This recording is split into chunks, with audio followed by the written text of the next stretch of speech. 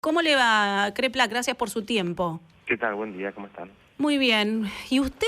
Que nos importa un montón cómo está, porque vio que el ánimo de los ministros nos refleja un poco dónde estamos parados, ¿no? ¿Cómo está usted, ministro? Yo creo que, y me parece que está bien el planteo, porque es un poco el ánimo que venimos discutiendo con los compañeros nuestros y que veo en los hospitales.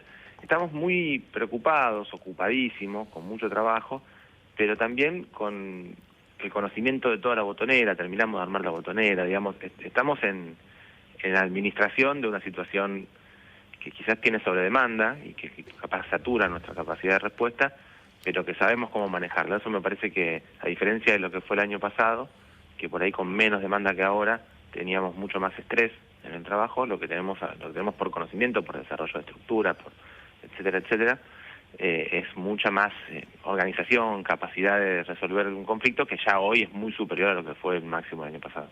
Recién escuchamos a la ministra de Educación de la ciudad, dijo claramente que no hay contagios en las escuelas. Se lo pregunto a usted.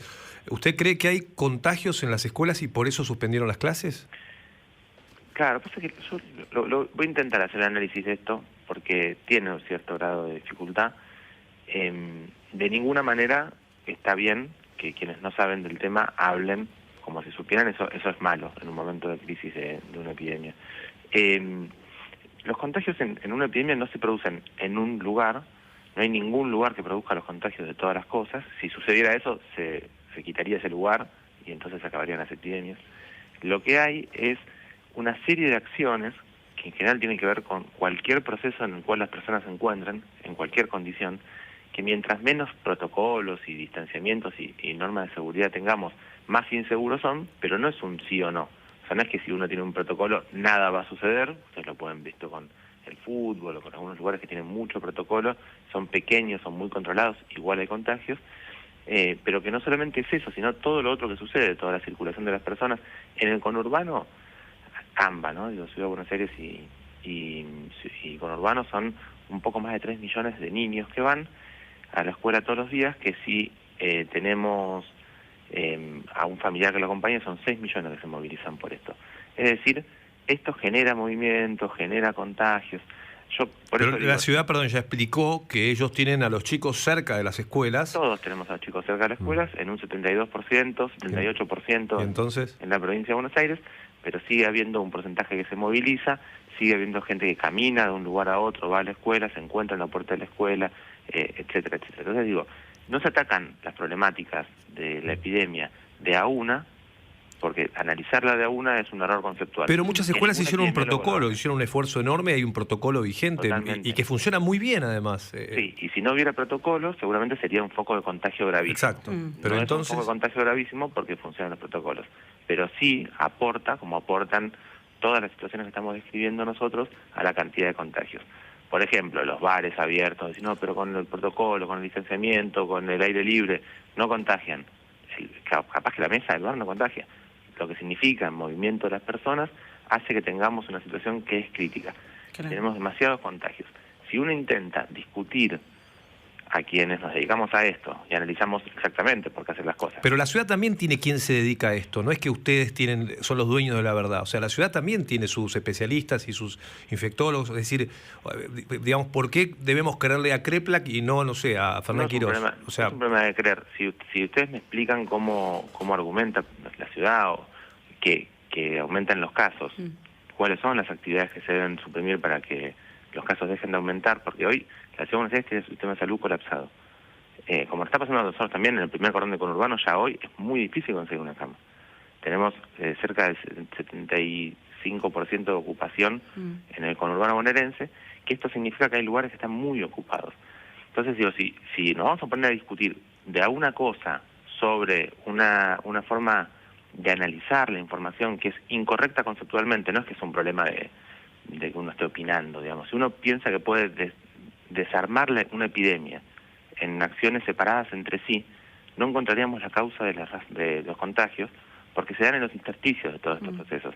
Y esos intersticios suceden en tanto la gente se moviliza y circula. Estamos tomando una decisión de 15 días, donde no se circule de noche, donde no haya reuniones sociales, donde se limiten en algunos lugares las clases por 15 días porque tenemos imperiosamente que bajar la velocidad de los contagios. Nos promete que son 15 días, Kreplak, porque recién hablamos con la ministra y dijo, el año pasado los 15 días se convirtieron en 7 meses. No sé si escuchó a la ministra al aire recién. No, no la escuché, pero por eso me parece que está politizando una discusión que es otra. ¿Quién, yo? No, la ministra. Ah, no le entendí, perdón. Está politizando una discusión, dice usted.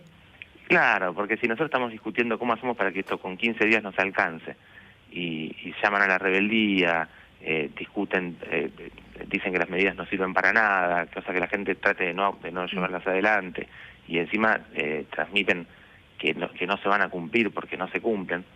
Y yo la verdad que quisiera que en 15 días estuviéramos en mejores condiciones. Lo más probable es que no estemos con menos casos que ahora, pero la perspectiva de casos que tenemos en este momento, hace que dentro de 15 días o 10 días estemos cerca de los 50.000 en el país. Entonces tenemos que evitar que nos pase eso. 50.000 por día, dice usted. Claro, tenemos que evitar, esa es la perspectiva que tenemos, la proyección. Pero entonces vamos a estar peor en 2 semanas. Bueno, sí, por eso tomamos la medida para tratar de reducir los contagios. ¿Usted cree que de acá a 15 días la expectativa es que podamos volver a clases? Le vuelvo a hacer la pregunta de otra manera. O sea, no, la expectativa es que podamos volver a clases seguramente mucho más controlado, con reducción de actividades, porque no podemos tener el nivel de circulación que teníamos hace una semana o 10 días, porque eso nos llevó a esto que estamos viendo ahora. Además hay circulación muy frecuente de variantes de mayor contagiosidad, así que hay que trabajar muy seriamente. Yo no pienso, si me preguntan, ¿usted piensa que en 15 días se acabó la epidemia y ya estamos de otro lado? No, de ninguna manera. Y yo creo que vamos a tener que seguir tomando medidas. Esperemos que podamos hacerlo con vuelta a la presencialidad en las clases, pero seguir tomando medidas, porque la verdad que esta segunda ola es gravísima en todos los países del mundo y en Argentina también, muy grave. Pero entonces, perdón, para insistir en el tema, porque me parece que es la pregunta, ¿no?, que se hacen muchos ahora, y usted sabe el clima que generó, lo están percibiendo el clima que generó la suspensión de clases. Entonces, evidentemente, por los argumentos que ustedes tienen y dicen, en 2 semanas es imposible que vuelvan las clases, porque si vamos a tener 50.000 casos, digamos, no habría un argumento. Entonces, ahora, ¿por qué vamos a volver? Si con 30.000 suspendimos, ¿por qué con 50.000 vamos a abrir las aulas? No, pero yo dije otra cosa, si me escucha, capaz que lo entiende. No, estoy muy atento, estamos todos atentos. No nos vamos a pelear, ministro. No nos peleemos, que la otra vez ya nos peleamos, seamos amigos. Pero me dijo... Yo quiero ser amigo, pero si me cambian las... Franco Mercuriali. Pero entonces yo se lo pregunto de nuevo, así... Lo aclaro de vuelta. Pero sepa que lo estoy escuchando atentamente. Bueno, si nosotros tenemos una proyección de casos que está aumentando mucho y va a seguir aumentando, un R que está muy arriba de 1 y que sigue aumentando fuertemente. Tomamos una medida que empezó hace 2 días y que tenemos que ver cómo impacta, que mientras más atenten contra la eficacia de la medida, menos va a impactar, por supuesto, pero que tiene que hasta ahora se viene aplicando muy bien. Uno ve las noches hasta ahora, el seguimiento que estamos haciendo y funciona bastante bien.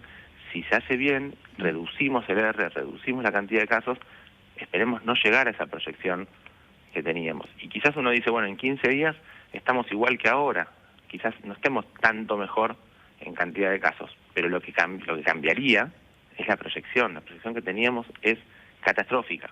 Por esa razón tomamos esta medida fuerte. Que no nos gusta, que no es una medida que es alegre, la tenemos que tomar. Por eso la discusión es, defienden la educación, es absurda, es una discusión que no tiene sentido.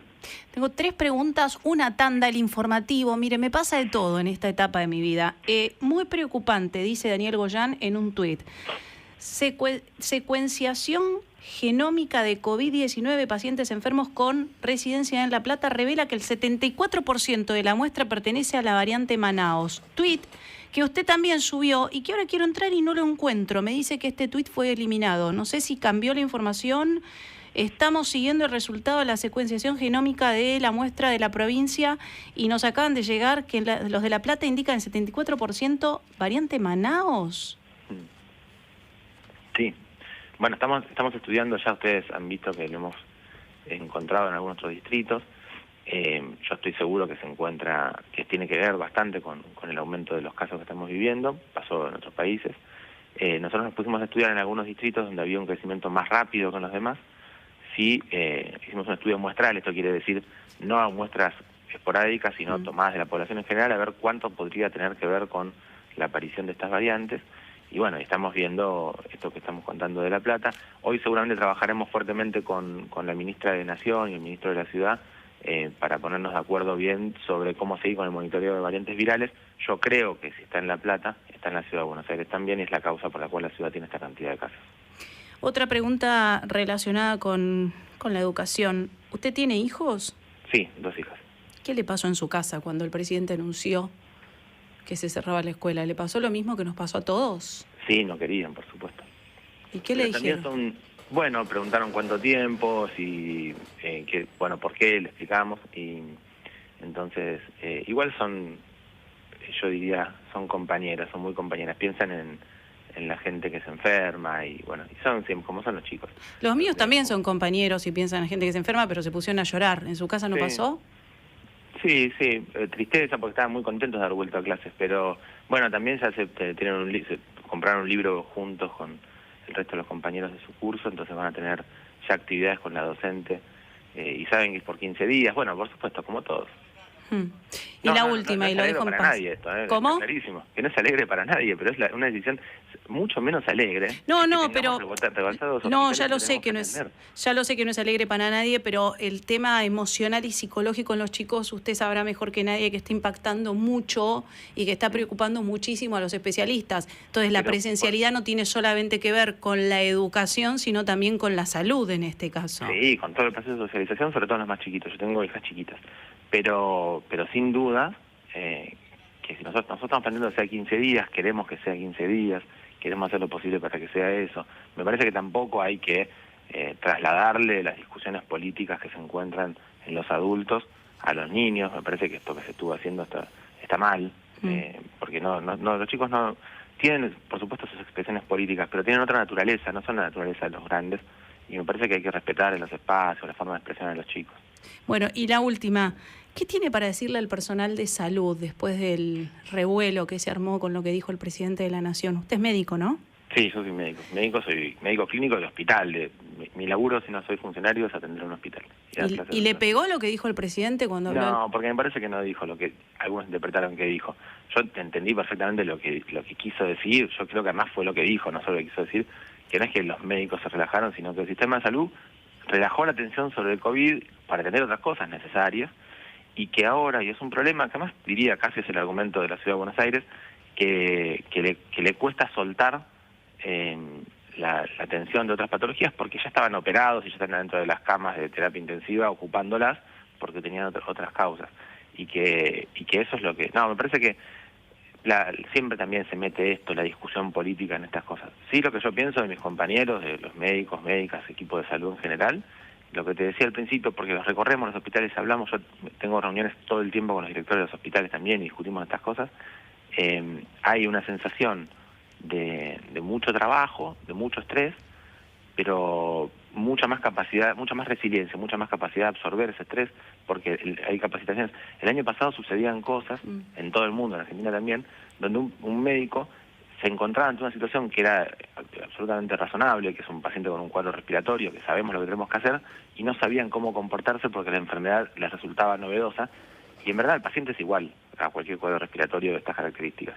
Este año, con toda la experiencia, las tecnologías, los tratamientos, la inversión que se hizo en los hospitales, la incorporación de trabajadores, etcétera, la sensación que tenemos todos al recorrer los equipos de salud, la guardia, la terapia intensiva, es que hay mucho trabajo, que va a ser duro, que esto va a durar bastante, pero que todos saben cuál es el rol que tiene cada uno y es distinto. Ahí se afronta de una manera distinta porque hay menos angustia cuando uno sabe lo que tiene que hacer y cómo hacerlo. Creo que estamos mucho más preparados para eso, pero si la demanda sigue como viene ahora, aunque seamos pulpos y tengamos 10 brazos, no vamos a poder agarrar a todos los pacientes. La última mía, Kreplak. Básicamente, ¿cree que se equivocaron en comenzar a vacunar a los docentes? Porque al final no sirvió para mantener las aulas abiertas y entonces, bueno, quedó como una sensación de que no vacunamos a los mayores, terminamos vacunando a algunos docentes y, bueno, no sirvió. Hay que verlo eso. Vacunamos a los docentes, aparte de los docentes, porque tenemos una vacuna que no se podía utilizar en los mayores cuando llegó. Después esa vacuna se pudo utilizar, pero no está bien, no es moralmente aceptable estoquear vacunas y guardarlas esperando un hipotético uso autorizado para mayores de 60. Vacunamos a docentes con ese sentido. Y también esta lectura que usted hace y hacen ustedes de no se produjeron muchos contagios en el sector educativo, es con un 52% de los docentes vacunados. quizás, si no estuvieran vacunados, la condición sería distinta. Así que creo yo que el fáctico, que es el argumento que ustedes plantean para no estar de acuerdo con el cierre de las clases, puede ser la razón por la cual vacunar docentes estaba bien. Viceministro, agárresela con Franco Mercuriali, no conmigo. La próxima ya sabe. Bueno. Nosotros ya somos amigos, ¿o no? Por supuesto. También. Ya somos amigos, listo. Para las malas lenguas, los productores que me dicen, ahí está, te lo dijo. ¿Sabes que el viceministro nos escucha, no, Nicolás? Bueno, tengo poco tiempo de escuchar medios, pero leo los resúmenes. Nos lee, bueno, ahora nos va a escuchar. Me dijo que nos va a escuchar. Gracias, Nicolás, muy amable. Un abrazo, buen domingo. Que pase buen domingo, hasta luego.